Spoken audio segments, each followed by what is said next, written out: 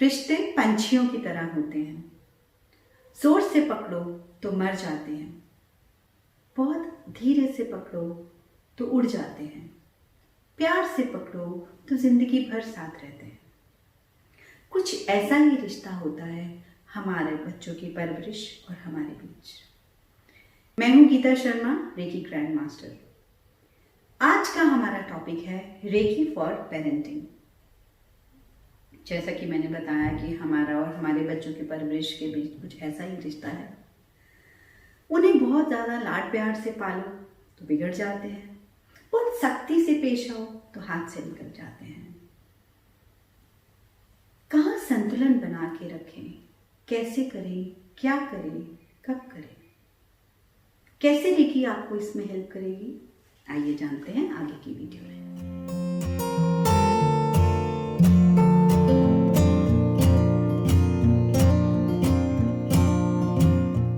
Parents के लिए परवरिश का अर्थ केवल पालन पोषण, पहनना ओढ़ना, खाना पीना या बच्चों की ज़रूरतों को पूरा करना ही नहीं होता।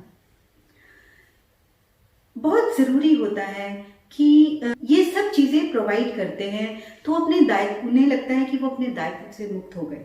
नहीं, ऐसा नहीं है।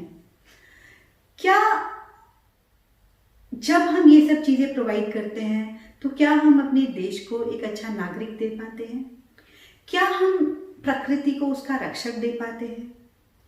क्या हम उसे इस लायक बना पाते हैं कि सदाचार, अपने बैलेंस बिहेवियर करके अपने लिए, अपने आसपास लोगों के लिए और पूरी सोसाइटी के लिए वो कुछ कंट्रीब्यूट कर पाए?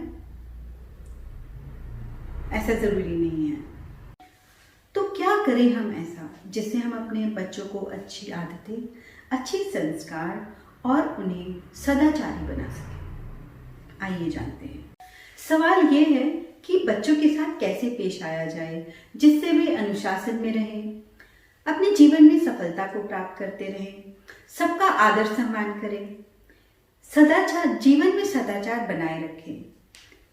ऐसी ही कुछ बातों को लेके पेरेंट्स बहुत परेशान रहते हैं।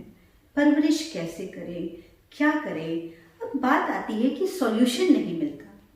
कहीं इधर उधर से हम कुछ किताबें पढ़कर, कुछ पेरेंटिंग की बुक्स पढ़कर या कई बार स्कूल के टीचर के पास जाके हम कुछ गाइडेंस लेते हैं या काउंसलिंग लेते हैं बच्चों के लिए।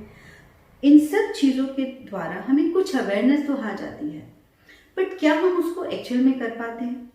ऐसी नॉलेज कई बार हम बहुत किताबों से भी लेते हैं। फॉर एग्जाम्पल, चाणक्य के हिसाब से 5 वर्ष तक बच्चे को बहुत लाड प्यार से पालना चाहिए। उसके बाद 5 से 10 के बीच में 12 साल तक उसके साथ बहुत ज़्यादा स्ट्रिक्ट बिहेव करना चाहिए, क्योंकि वो बोलते हैं कि 5 साल तक बच्चे को किसी भी चीज़ का बोध नहीं होता है, उसे अच्छे बुरे की समझ नहीं होती है, तो उसे जितना प्यार से पाला जाएगा उतना अच्छा है। 10 साल का होने तक उसे उसी गलतियों का एहसास दिलाया जा सकता है, अच्छे बुरे का फ़र्क समझाया जा सकता है। ऐसे में उसे छोटे छोटे दंड या छोटी छोटी सी पनिशमेंट्स देके उसे डिसिप्लिन में रखना चाहिए। 16 साल की उम्र तक आते आते उसे एक अपने बच्चे को फ्रेंड जैसा, दोस्त की तरह मानना चाहिए, ना कि ऐसा अथॉरिटेटिव बिहेवियर नहीं दिखाना चाहिए। इसी तरह की और बहुत सी बातें हम बहुत सी किताबों से पढ़ तो लेते हैं, क्या हम उसे अप्लाई कर पाते हैं? क्या हम एक्चुअल में उससे बच्चों की परवरिश को और बेटर बना पाते हैं? क्यों नहीं हो पाता ऐसा? बेसिकली सिर्फ थ्योरेटिकल नॉलेज इनफ नहीं होती है बच्चे की परवरिश के लिए। एक छोटा सा एग्जाम्पल देके बताती हूँ। अब क्या एक माँ के लिए नहलाना क्या बहुत बड़ा काम है? या उसकी नॉलेज उसको कहीं से लेनी है? नहीं, बड़ा एक सिंपल सा एक काम है जो सब आपको एग्जाम्पल देती हूँ कि एक माँ है, उसका भी बच्चा 6 महीने का है, दूसरी माँ का भी बच्चा 6 महीने का है। अब उसे अपने बच्चे को नहलाना है। एक माँ अपने बच्चे को किचन का भी काम कर रही है, इधर से बच्चे का भी भूख का टाइम हो गया या उसने 11 बज गए हैं, दोबारा से सोना है, बच्चा सुबह 5 बजे से उठा हुआ है, तो ऐसे में वो उसको जल्दी से बाथरूम में लेकर जाती हैं और फटाफट से उसको बाथ टब में बिठाती हैं और उसके ऊपर, सर के ऊपर पानी डाल देती हैं और बच्चा रोता रहता है, बिलखता रहता है, चिल्लाता रहता है और उसके ऊपर सर पे शैम्पू, मुंह पे भी साबुन और हर तरह से उसको फोम बना के फटाफट से पानी डाल के नहला दिया जाता है। ऐसे में बच्चा क्या करेगा?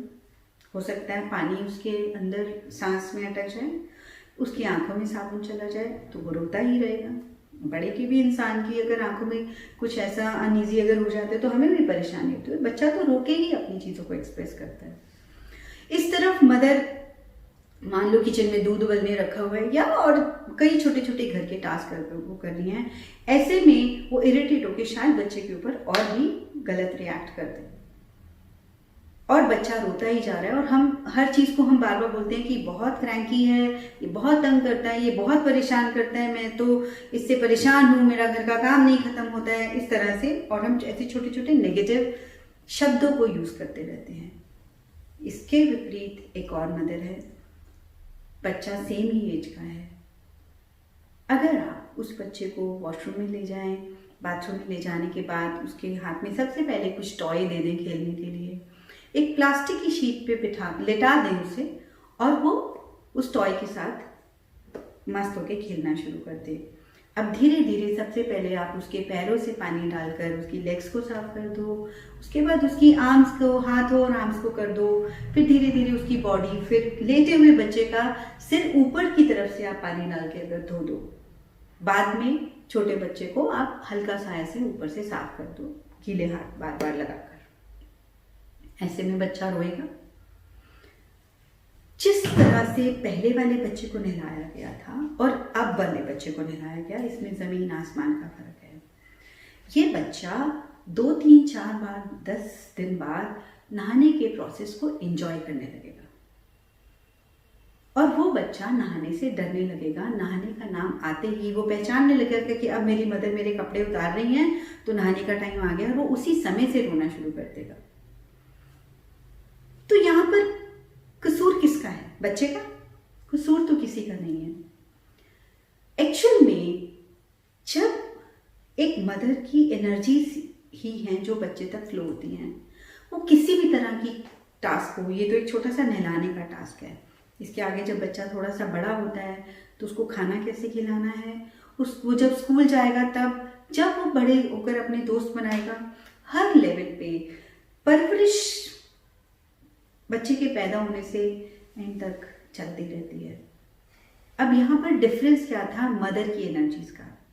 जब एक मदर के अंदर खुद ही इतनी नेगेटिव और इम्बैलेंस एनर्जीज हैं, तो वो कौन सी नेगेटिव एनर्जीज हैं तो नेगेटिव ही दे पाएगी अपने बच्चों को। इस तरह से लाइफ की हर सिचुएशन में इरिटेटिंग वे में ही बिहेव करेंगी। वही बिहेवियर बच्चे के अंदर जाएगा और बच्चा भी वैसा ही बनता जाएगा। बच्चे आप पेरेंट्स की पर्सनैलिटी का रिफ्लेक्शन होते हैं, बच्चे आपका प्रतिबिंब होते हैं। अब क्या किया जाए ऐसा जिससे एक मदर का एनर्जी लेवल बैलेंस हो, पॉजिटिव हो, संतुलित हो? रेकी आपको इसमें बहुत ज़्यादा हेल्प करती है। जब एक मदर का बच्चा बीमार है या किसी भी तरह की कोई सिचुएशंस हैं, बच्चे की स्टडीज़ में इश्यूज आ रहे हैं, तब भी आप रेकी शुरू कर सकते हैं। बच्चा जल्दी जल्दी बीमार पड़ता है, उसका इम्यून सिस्टम वीक है, तो भी आप रेकी कर सकते हैं। बच्चा टीनेज में है, उसकी बिहेवियर प्रॉब्लम है, तो भी आप रेकी कर सकते हैं। किसी भी तरह की बच्चों से रिलेटेड इश्यूज हो, रेकी उसमें काम आ सकती है। अब जो मदर्स खुद रेकी सीखेंगी पहले फर्स्ट लेवल में, वो खुद इंटरनली पॉजिटिव फील करेंगी, दे फील एनर्जेटिक, काम and peaceful at the same time. अब उस एनर्जी लेवल के साथ अब जब आप बच्चे के साथ डील करोगे तो ऑटोमेटिकली वो बिहेवियर पैटर्न ठीक होने लगेगा, उसकी स्टडीज़ में इफेक्ट आने लगेगा। आप उसकी हर सिचुएशन के लिए रेकी कर सकते हैं। और रेकी के फर्स्ट लेवल में आप खुद की हीलिंग करते हैं। लेवल 2 में हम ऐसे बहुत सी टेक्निक्स सिखाते हैं आपको, जिससे आप बच्चे को, फॉर एग्जांपल बच्चे का बिहेवियर थोड़ा सा बैलेंस नहीं है, वो हाइपर एक्टिव है या वो मिसबिहेव करता है, तो आप वाटर चार्ज करके उन्हें दे सकते हैं।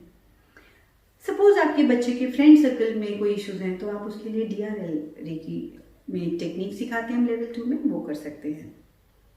इसी के साथ साथ अगर बच्चा स्टडीज़ में उसको कोई प्रॉब्लम है, तो हम लेवल 2 में आपको बुक्स चार्ज करना सिखाते हैं कि इस तरह से आप बुक्स के ऊपर रेकी देकर, उसके पेंसिल्स को, उसके हाथ को, बहुत तरीक़ों से रेकी देकर बच्चों की और बहुत सी चीज़ों पर वर्क किया जा सकता है। सो जितने भी पेरेंट्स हैं, मदर अगर टाइम है तो मदर आके रेकी सीखें, फादर के पास टाइम है तो फादर सीखें। खुद की हीलिंग के बाद, लेवल 2 करने के बाद बहुत सी टेक्निक्स हैं जो आप अपने बच्चों के लिए यूज़ कर सकते हैं, जो आपकी पेरेंटिंग में आपको बहुत ज़्यादा हेल्प कर सकती हैं। इसे एक बार ज़रूर ट्राई कीजिए। आज के लिए बस इतना ही। नमस्कार।